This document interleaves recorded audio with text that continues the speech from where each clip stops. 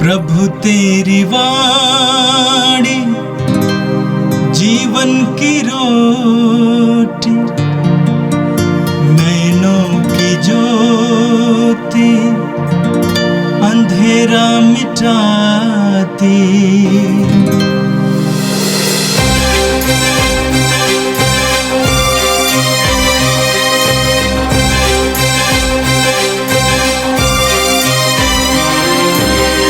प्रभु तेरी वाणी जीवन की रोटी, नैनों की ज्योति अंधेरा मिटाती। प्रभु तेरी वाणी जीवन की रोटी, नैनों की ज्योति अंधेरा मिटाती। वाणी वाणी वाणी वाणी वाणी पवित्र है, शाश्वत है, जीवन का मन्ना है। 19 जुलाई शनिवार। पहला पाठ निर्गमन ग्रंथ अध्याय 12 वचन संख्याएं 37 से 42 तक। इजरायलियों ने रामसेस से सुक्कोत की ओर प्रस्थान किया। बच्चों और स्त्रियों की अतिरिक्त पैदल चलने वाले पुरुषों की संख्या लगभग 6 लाख थी। बहुत से परदेशी उनके साथ हो लिए और भेड़ बकरियों तथा बैल गायों के बहुत सारी झुंड भी। वे मिस्र से जो गूथा हुआ आटा अपने साथ ले गए थे, उन्होंने उसकी बेखमीर रोटियां पकाई। उनके पास खमीर नहीं था, क्योंकि वे इतनी जल्दी में मिस्र से निकाल दिए गए थे कि उन्हें रास्ते के लिए भोजन तैयार करने का समय नहीं मिला था। इजरायली 430 बरस तक मिस्र में रहे थे। जिस दिन ये 430 बरस समाप्त हुए, उसी दिन प्रभु की समस्त प्रजा मिस्र से निकल गई। प्रभु उस रात जागरण करता रहा, जिससे वह इजरायलियों को मिस्र से बाहर ले जाए। इसलिए समस्त इजरायली पीढ़ी दर पीढ़ी उसी रात को प्रभु के आदर में जागरण करते हैं। यह प्रभु की वाणी है। संत मत्ती के अनुसार पवित्र सुसमाचार अध्याय 12 वाक्य संख्या 14 से लेकर 21 तक। फरीसी बाहर निकलकर यीशु के विरुद्ध परामर्श करने लगे कि हम किस तरह उनका सर्वनाश करें। यीशु यह जानकर वहां से चले गए। बहुत से लोग यीशु के पीछे हो लिए। वह सबों को चंगा करते थे, किंतु साथ साथ यह चेतावनी देते थे कि तुम लोग मेरा नाम न फैलाओ। इस प्रकार नबी ईसायास का यह कथन पूरा हुआ। यह मेरा सेवक है, इसे मैंने चुना है, मेरा परम प्रिय है, इस पर मैं अति प्रसन्न हूँ। मैं इसे अपना आत्मा प्रदान करूँगा और यह गैर यहूदियों में सच्चे धर्म का प्रचार करेगा। यह ना तो विवाद करेगा और ना चिल्लाएगा, और न बाजारों में कोई इसकी आवाज़ सुनेगा। यह ना तो कुचला हुआ सरकंडा ही तोड़ेगा और न धुआती हुई बत्ती ही बुझाएगा, जब तक यह सच्चे धर्म को विजय तक ना ले जाए। इसके नाम पर गैर यहूदी भरोसा रखेंगे। यह प्रभु का पवित्र सुसमाचार है। ख्रिस्त प्रभु की जय। यीशु में मेरे प्रिय भाई और बहनों, आज का पहला पाठ निर्गमन ग्रंथ से लिया गया है। आज के पहले पाठ का अंश हमारे सामने ईश्वर की मुक्तिदायी विधान की गहराई को उजागर करता है।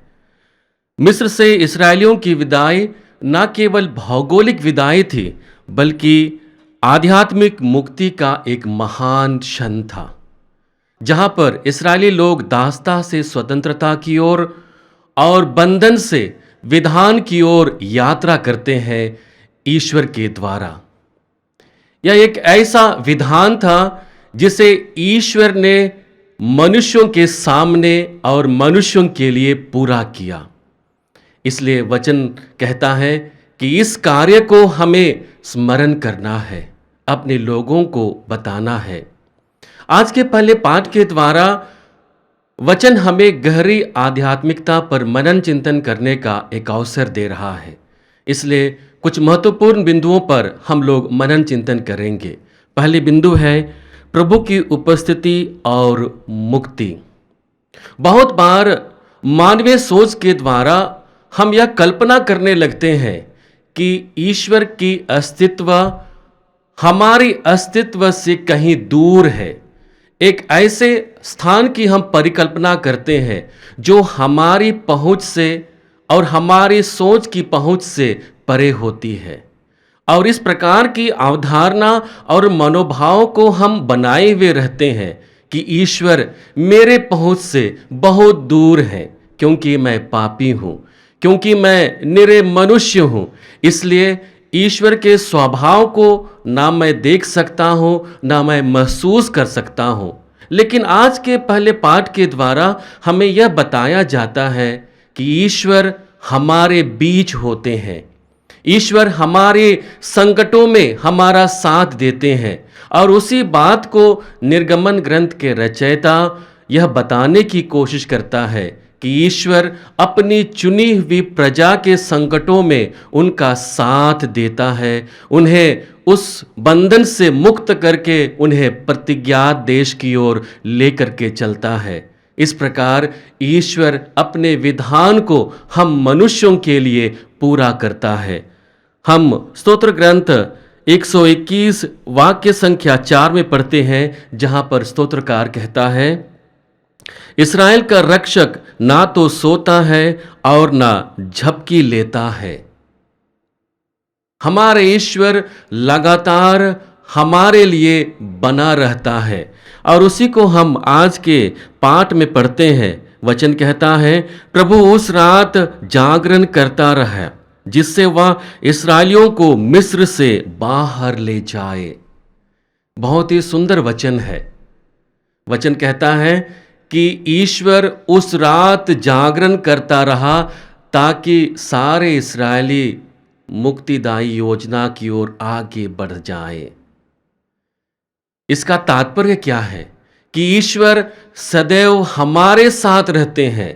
ईश्वर का अस्तित्व हमारे बीच में विद्यमान रहता है। बस उसे हमें महसूस करना है, उसे समझने की कोशिश करना है। दूसरी महत्वपूर्ण बात है, आज के वचन में हमें तत्काल प्रस्थान और बेखमीर रोटी के बारे में कहा जाता है। हम वचन में पढ़ते हैं, वे मिस्र से जो गूंधा हुआ आटा अपने साथ ले आए थे, उन्होंने उसकी बेखमीर रोटियां पकाई। उनके पास खमीर नहीं था, क्योंकि वे इतनी जल्दी में मिस्र से निकाल दिए गए थे कि उन्हें रास्ते के लिए भोजन तैयार करने का समय नहीं मिला था। बेखमीर रोटी उस जल्दबाजी और आज्ञाकारिता का प्रतीक है जिसे इस्राएलियों ने अपने जीवन में निभाया था। ईश्वर का बुलाहट और बुलावा जब हमें मिलता है तो हमें उसका उत्तर तुरंत देना चाहिए। यह इसी बात की ओर इंगित करता है। हम लूकस रचित सुसमाचार अध्याय 12 वाक्य संख्या 35 और 36 में पढ़ते हैं, जहां पर वचन कहता है, तुम्हारी कमर कसी रहे और तुम्हारे दीपक जलते रहें। इस कथन के साथ लूकस यह बताने की कोशिश करता है कि ईश्वर की बुलाहट के लिए हमें कुछ सोचने की कोई जरूरत नहीं है। जैसे ही ईश्वर की बुलाहट हमें मिलती है, हमें तुरंत ही उसका प्रत्युत्तर देना है। और यही वजह है कि जितने भी लोगों को प्रभु अपने सेवा कार्य के लिए बुलाते हुए कहते हैं कि अपना क्रूस उठाकर मेरे पीछे हो ले, अपने प्रत्युत्तर में वे लोग कहते हैं कि हमें अपने माता पिता से मिलने दीजिए। प्रभु मना करते हैं, और इस मना करने के कथन के साथ प्रभु यह स्पष्ट कर देना चाहते हैं कि ईश्वर की बुलाहट के लिए हमें समय को व्यर्थ नहीं करना है, परंतु तुरंत ही उसका जवाब देना है, और जवाब देने के साथ अपना सर्वस्व उसकी सेवा कार्य के लिए समर्पित कर देना चाहिए। तीसरी महत्वपूर्ण बात है विविधता और समावेशितता। हम देखते हैं कि जब इस्राएली लोग मिस्र देश से बाहर निकलते हैं तो ना केवल इस्राएली जनता ही प्रभु के संदेश को स्वीकार करती है, बल्कि उनके साथ कुछ ऐसे लोग भी जाते हैं जिन्हें वचन में परदेशी कहकर पुकारा गया है। हम वचन में पढ़ते हैं, इस्राएलियों ने रामसेस और सुकोक्ता की ओर प्रस्थान किया। बच्चों और स्त्रियों के अतिरिक्त पैदल चलने वाले पुरुषों की संख्या लगभग 6 लाख थी। बहुत से परदेशी उनके साथ हो लिए। ईश्वर की मुक्तिदायी योजना किसी खास जाति या बिरादरी के लिए नहीं होती है, बल्कि समूचे मानव जाति के लिए होती है जो उन्हें स्वीकार करते हैं और स्वीकार करते हुए अपने जीवन को उस योजना के लिए समर्पित करते हैं। ईश्वर का प्रेम कितना विशाल है, ईश्वर का हृदय कितना विशाल है, जो हरेक लोगों के लिए खुला रहता है जो भी लोग उसे स्वीकार करते हैं।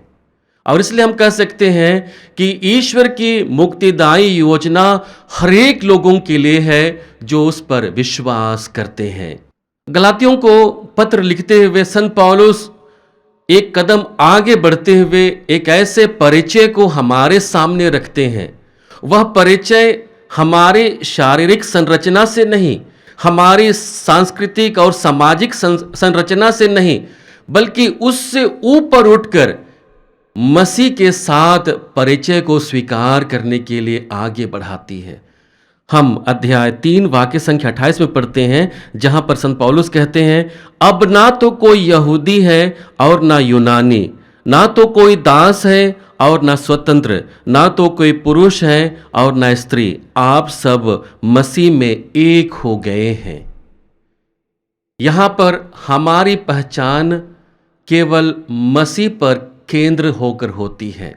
हमारी पहचान हमारे स्वरूप से नहीं है, हमारे ज्ञान से नहीं है, हमारे कार्यों से नहीं है, हमारी पहचान मसीह से है। एक नई पहचान को जीने के लिए हमें आज बुलाहट मिल रहा है। चौथी महत्वपूर्ण बात है स्मृति और परंपरा। आज के वचन के लास्ट में हम पढ़ते हैं, जहां पर वचन कहता है, इसलिए समस्त इस्राएल पीढ़ी दर पीढ़ी उसी रात को प्रभु के आदर में जागरण करते हैं। जिस मुक्तिदायी योजना के भागी ईश्वर ने संपूर्ण मानव जाति को बनाया, उसकी स्मृति में लोग आदर के साथ जागरण करते हैं। यह इस बात की ओर इंगित करता है कि जब भी हम ईश्वर के मुक्तिदायी योजना को स्मरण करते हैं, उस परंपरा को अपने जीवन में निभाने की कोशिश करते हैं, अपने विश्वास को एक बार पुनः जागृत करते हैं। न केवल हम अपने विश्वास को नवीनीकृत करते हैं, जागृत करते हैं, बल्कि इसके साथ अपनी आने वाली पीढ़ी को भी उसी विश्वास को हम बांटते हैं। निर्गमन ग्रंथ अध्याय 13 वाक्य संख्या 8 से 10 के बीच में वचन कहता है, इस दिन तुम लोग अपने अपने पुत्रों को इस प्रकार समझाओगे, जिस दिन मैं मिस्र से बाहर आया, प्रभु ने मेरे लिए जो कार्य किया उसकी स्मृति के लिए यह पर्व मनाया जाता है। और इसके साथ ही हम निर्गमन ग्रंथ में पढ़ते हैं कि ईश्वर आज्ञा देता है कि जब भी तुम पास्का पर्व मनाओ तो उस स्मृति को बनाए रखना, उस यादगारी को तुम स्मरण करना, जब ईश्वर ने तुम्हारे पूर्वजों को मिस्र की गुलामी से निकाल कर लेकर के बाहर आया था। और इसलिए यहूदी परंपरा के अनुसार जब लोग पास्का पर्व मनाते हैं तो परिवार के सबसे बुजुर्ग व्यक्ति से पास्का पर्व के बारे में पूछता है कि यह क्यों मनाया जाता है। और यह अवसर बनता है कि वह व्यक्ति न केवल अपने विश्वास को प्रकट करता है, बल्कि घर के सबसे छोटे सदस्य को भी उसी विश्वास को आगे बढ़ाने के लिए उसे प्रेरित करता है, उसे शुभकामनाएं देता है। हम लूकस के सुसमाचार अध्याय 22 वाक्य संख्या 19 में पढ़ते हैं, जहां पर प्रभु कहते हैं, यह मेरी स्मृति में किया करो। जब भी हम पवित्र संस्कार को ग्रहण करते हैं, हम प्रभु के मुक्तिदायी योजना को स्मरण करते हैं, जिसे उसने क्रूस के काठ पर दिया। और उस संस्कार को समुचित रूप से ग्रहण करके हम अपने विश्वास को और अधिक जागृत बनाते हैं। यीशु में मेरे प्रिय भाई और बहनों, आज का पहला पाठ अपने विश्वास और अपने ख्रिस्तीय बुलाहट को परखने का एक सर्वोत्तम क्षण दे रहा है। आइए हम इस पाठ के साथ अपने जिम्मेदारी को समझने की कोशिश करें और इस जिम्मेदारी को समझने के साथ साथ हम प्रभु के सेवा कार्य में प्रभु की बुलाहट को स्वीकार करने के लिए अपने आप को तैयार बनाएं। आज के सुसमाचार में प्रभु यीशु को एक विनम्र सेवक के रूप में प्रकट किया गया है, जो बिना किसी दिखावे के, बिना किसी वाहवाही के, बिना किसी प्रदर्शन के विनम्र स्वभाव से अपने सेवा कार्य को प्रेम और दया से लोगों के बीच संपन्न करता है। एक और देखते हैं कि आजकल की दुनिया में लोग छोटे भी कार्य करते हैं, उनकी समझ और उनकी इच्छा यह होती है कि लोग उसके कार्य को अधिक से अधिक जानें, और इसलिए हम लोग सोशल मीडिया प्लेटफॉर्म का प्रयोग करते हैं कि लोग अधिक से अधिक जानें, हमारे जो अच्छे कार्य हुए हैं उसको अधिक से अधिक लोगों तक पहुंचाया जाए। लेकिन प्रभु हमें विनम्र होकर जितना भी हो उस सेवा कार्य को प्रेम और दया से करने के लिए न्योता देते हैं। और इस प्रकार से हम देखते हैं कि नबी ईसायास की कथन पूरा होता है प्रभु यीशु के जीवन में, और वचन कहता है, यह मेरा सेवक है, इसे मैंने चुना है, मेरा परम प्रिय है, मैं इस पर अति प्रसन्न हूँ। मैं इसे अपना आत्मा प्रदान करूँगा और यह गैर यहूदियों में सच्चे धर्म का प्रचार करेगा। यह ना तो विवाद करेगा और ना चिल्लाएगा, और ना बाजारों में कोई इसकी आवाज़ सुनेगा।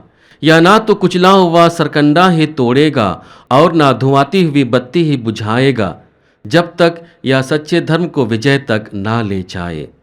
इसके नाम पर गैर यहूदी भरोसा रखेंगे।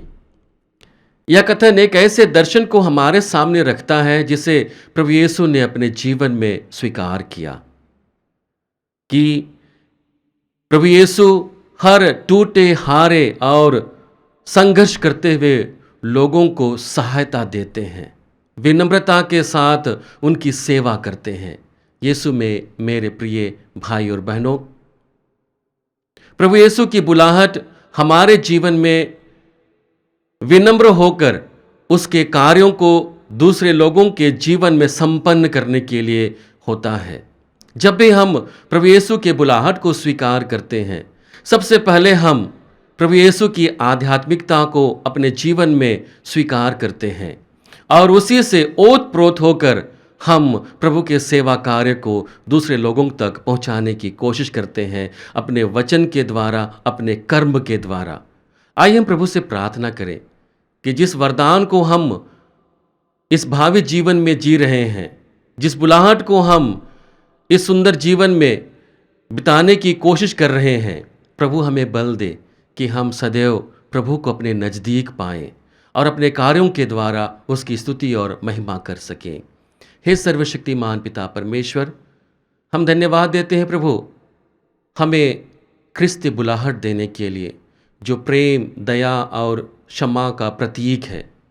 प्रभु, जिस तरह से तूने मिस्रियों को अनुभव कराया तेरे अकथनीय प्रेम का, और उनके साथ तू जागता रहा ताकि हर एक कोई मुक्तिदायी योजना के भागी बने, और उसी प्रकार से तूने अपने परम प्रिय पुत्र को भेजा कि जो भी लोग प्रभु में विश्वास करते हैं वे तेरे मुक्तिदायी योजना के भागी बने, तो तुझे अपने जीवन में प्रकट कर पाए। प्रभु, इस महान वरदान के लिए धन्यवाद देते हुए आज के वचन के सुनने वाले हर एक लोगों को मैं तेरे सम्मुख लेकर के आता हूँ।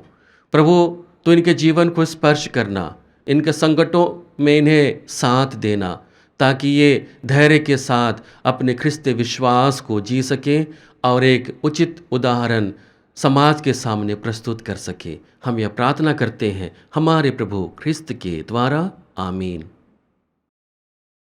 प्रभु तेरी वाणी जीवन की रोटी, नैनों की ज्योति अंधेरा मिटाती। वाणी वाणी वाणी वाणी वाणी